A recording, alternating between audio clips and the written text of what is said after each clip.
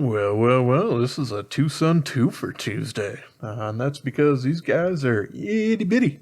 So there might be a little bit of a limited appeal for them. But yeah, they both have fairly similar model numbers, or close to each other. That's the 36 and this is the 41. So yeah, this one's got also named the Fire Ant. I don't believe this one has a name. Both of these are made from NightMorning Design. And here's a quarter. So yeah, you can see we're not dealing with a huge amount here.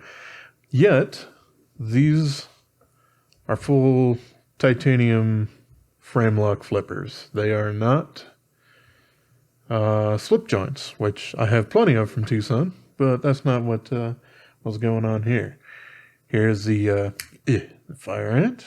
So yeah, it's about 2/4 length of blade. Yet that blade, whoo, stupid thick. And here's the 41, which is a little bit larger. Basically 2.25 long. This one's got kind of an iron cross kind of thing going on there, I suppose. But yeah, like I said, both of these are from NightMorning. They do have different steels in them, though. With the Fire Ant here having M390. There you go. And you can tell that's got his old script logo. And this one's been manufactured a little bit more recently, so it's got his newer one on there. And this one's an S90V. Now, I've been a little scared of S90V from TwoSun for a little bit due to my dynamo and plenty of others. Kind of having issues with it, but I've had better luck with some more recent S90V, so figured I'd give it a shot. And this one, well, neither of these were super duper expensive. Now, both of them are titanium on the front and back. This one's blackened, probably by vapor phase disposition or whatnot. I don't think they do any DLC coatings. Not that I've actually heard of almost anybody doing that on titanium now that I think about it, but yeah, whatever. And this guy's, your standard gray titanium, and it's got a little carbon fiber patch in there. Not, twill patterned or anything like that, just kind of striped, but still does that job. It's not actually attached from the inside or anything, so this is actually adhesived on there. And the only reason why that would matter to you, really, because this adhesive is incredibly strong, is if you were going to anodize this to make it different colors or whatnot, you'd want to remove this. And that would probably require a hairdryer or a heat gun and some prying to be able to get that out of there. But yeah, other than that, the Fire Ant here can be a little bit more difficult to deploy. Like, you can squeeze it from the back and you can kind of shove them out there and it works pretty well. However, closing them one-handed is a little bit more difficult. There we go. However, you can accidentally get a hold of that frame, which makes it a little bit more difficult and less successful to deploy. It's got kind of a nice hole-through design there, as well as lanyard loop going on there. And that blade stock, I really don't think it needed to be anywhere near that thick, but, whatever. This guy's rocking M390, as I said before. And, yeah, it does come down to a decent grind behind the edge here. And I have ground my edge into this with the workshop K9 to about 15 degrees. I could further refine it on the workshop precision adjust, but I don't know. It really depends on how often I really want to yank this out of the drawer. Because, the blade is certainly a fantastic edge already. We got a titanium milled pocket clip on this guy. It's got kind of a slot cut in the middle. It's not a hole. And, yeah, it does a pretty decent job. It does embed in a kind of offset shape into the titanium handle. So it's not too bad. I usually do like to see more than one screw on a pocket clip, but if you're going to embed it in a metal like titanium, you're probably good. So there you go. You also got the hardened steel insert there. That'd be a T6 instead of a T8 for that. And the flipper is very subdued and points down instead of out. So yeah. The other one, the 41. It's one that reminds me like an iron cross. This guy's also got a titanium milled pocket clip. However, this one's attached from the inside, so you don't really see any screws or anything like that, which is pretty cool. The one thing that does bother me, it wouldn't really make any sense for them to be able to deal with it, but the symmetry of the pivot and then the back screw, I would like to see somehow there. That would severely limit the blade length and blah blah blah, all that sort of stuff. I understand why it wasn't done, but aesthetically, I'd like a little bit of symmetry there. But whatever. This guy is a little bit larger, so it's fairly easy to keep your thumb on the or your fingers on the clip to keep it out of the way of the lock bar there. So it's quite a bit easier to deploy. They both kind of have a sheep's, well, I don't know, this one, I could really go either way between, it's halfway a Warncliffe, halfway a sheep's foot. This one's, I mean, technically like a clipped ass drop point or something like that, but, you know, both fairly utilitarian blade sizes, or blade shapes. But yeah, so fire it. You have basically a 2-finger grip there, and you have this giant pad of M390 for you to set your thumb on there with some subtle jumping. It's not super aggressive, so you can certainly feel it there, and it offers something, especially if you're adding pressure. But yeah, it's not going to tear your fingers apart. And then this guy, yeah, he's basically about 2.5, because you do actually have this little area back here that you can rest on your third finger there, which does give you a little bit more stability if you're trying to poke into something and then cut down. So yeah, I do actually like this design just a little bit better. It is a little bit larger, which certainly helps out with my hands. But yeah, I do find both of these guys quite adorable, just in the size that they're at compared to you know, what I normally carry. If I were to carry either of these guys, it would probably be in my shirt pocket. I usually wear polos, so they do have a front pocket on there, or you know, on an overshirt or whatnot. I usually do keep my cell phone up there, but you know, it depends on exactly what's going on. You know, I could easily carry one of these guys and a pen on me or something like that instead. More EDC kind of stuff, I guess. Even though I rarely need a pen out in the wild. I do need pens, but I'm almost always at a desk, whether I'm at home or work, that has them, so I don't necessarily need to carry them on me all the time. There you go. How about if we take a look on the inside of these little suckers here? I don't really need to disassemble a great amount of these.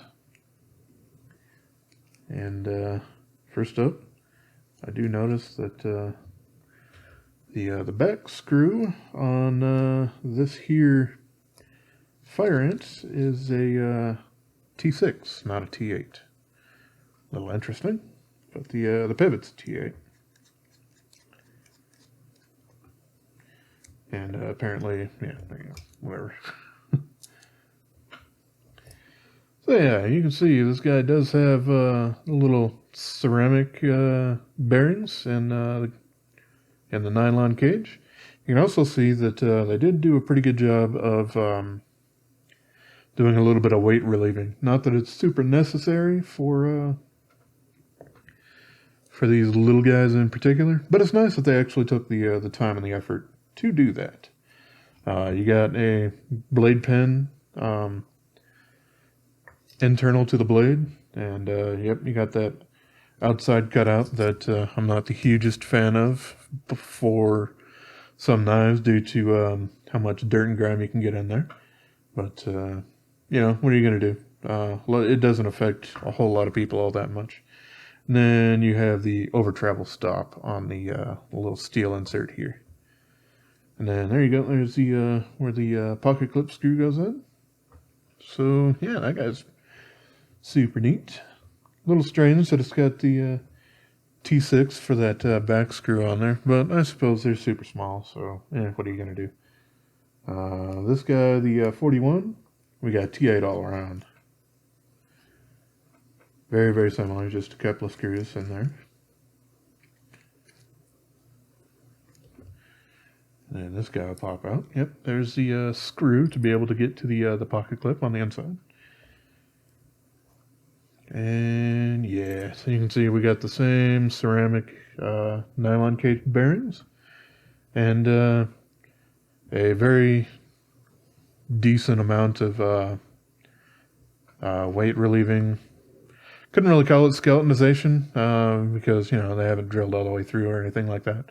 But certainly the effort to actually go through with all of that for lighting them up, which I do like the attention to it. You know, obviously both of these do have the steel washers in here for, you know, it makes it much more comfortable to roll the bearings along here than it does against bare titanium, because titanium's not really hardened steel, so the ceramics would end up wearing into it a little bit.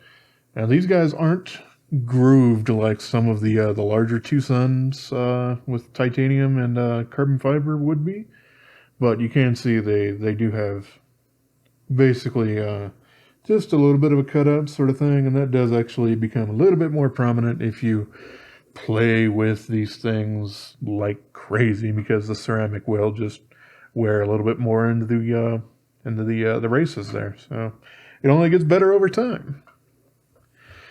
They are super, super small, so they're not exactly the epitome of fidget factor, at least not for me. But yeah, otherwise, I really am amused with how much I actually do like these guys. They are some older models, so they don't have a D-shaped pivot or anything like that going on. You can kind of assume that already, but there we go. Just pop that guy back on there.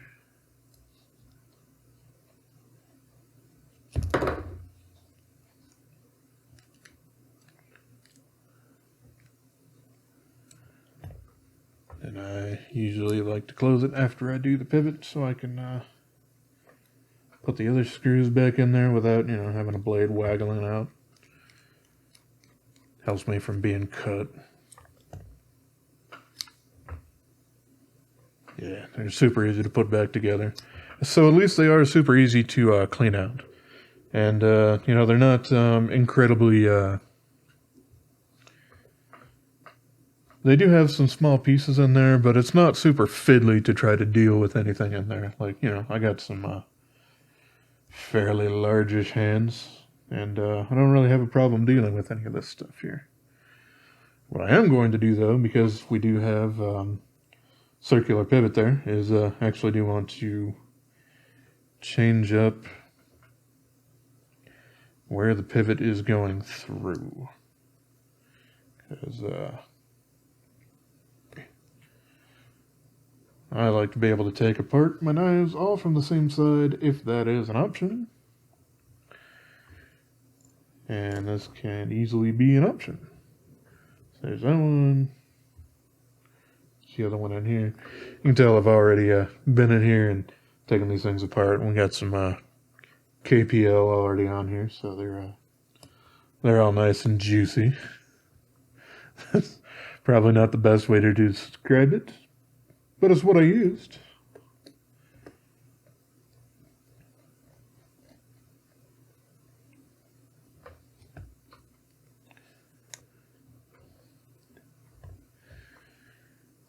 And then the T6 on the back, which still perplexes me just a little tiny bit. But, yeah, it is what it is. Yeah. So yeah, they're super easy to take apart. And yeah, they're built up to kind of the rest of the TwoSun titanium frame lock kind of specifications, including weight relieving and all that sort of stuff. So yeah, this guy, the fire ant, I still struggle to close this guy one-handed.